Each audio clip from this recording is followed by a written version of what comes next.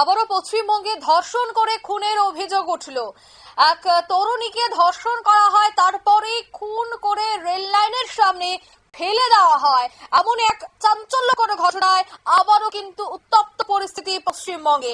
Rail লাইনের পাশ থেকে উদ্ধার হয়েছে যুবতীর রক্তাক্ত দেহ। যাদবপুরের তরুণীর দেহ উদ্ধার হয় এবার মহেশতলা থেকে। মহেশতলার রেল লাইনের পাশ থেকে উদ্ধার হয়েছে এই তরুণীর রক্তাক্ত দেহ।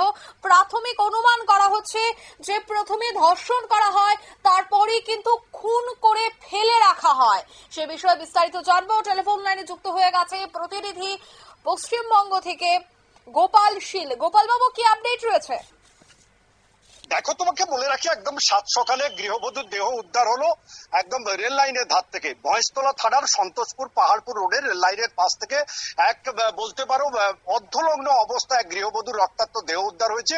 ইতিমধ্যে চাঞ্চল্য ছড়িয়েছে ওই দেহ উদ্ধারকে নিয়ে। কিন্তু ওই সব থেকে আশ্চর্যের বিষয়, যে দেহটি উদ্ধার হয়েছে ওই যে গৃহবধূ, ওই গৃহবধূর বাড়ি হচ্ছে যাদবপুর এলাকায়। যাদবপুর এলাকায় তিনি তার বাবার বাড়িতে থাকতেন, নাম রিঙ্কু সমাদ্দার। স্বামী কিন্তু তার কর্মসূত্রে বিদেশে থাকে, প্রায় 2 বছর বাড়িতে আসেনি। ওই যে গৃহবধূ কি করে তার দেহ প্রায় 70 থেকে 75 কিলোমিটার দূরে রেল লাইনের ধারে কি করে এলো, কার প্রলোভনে পড়ে এলো, কিংবা কি কারণে এলো, সে নিয়ে পুলিশ কিন্তু ইতিমধ্যে তদন্ত শুরু করেছে। যাই হোক না কেন, ইতিমধ্যে মৃতদেহ রয়েছে জিআরপির আন্ডারে। জিআরপিতে ওই মৃতদেহ যার রয়েছে গৃহবধূ, তার বাবা এবং পরিবারের লোকজন ইতিমধ্যে শনাক্ত করেছে এটাই রিঙ্কুর দেহ। কিন্তু একটা জিনিস দেখো, যত দিন যাচ্ছে তত পশ্চিমবঙ্গের বিভিন্ন প্রান্তে বিভিন্ন সময়ে মারামারি, হানাহানি, ধর্ষণের ঘটনা একের পর এক বাড়ছে। তবে মনে করা হচ্ছে এই গৃহবধূকে ধর্ষণ করে খুন করা হয়েছে, তবে কারণ প্রলোভনে এটা নিয়ে কিন্তু চিন্তিত রয়েছে প্রশাসন। যাই হোক না কেন, ইতিমধ্যে কিন্তু তদন্ত শুরু হয়েছে।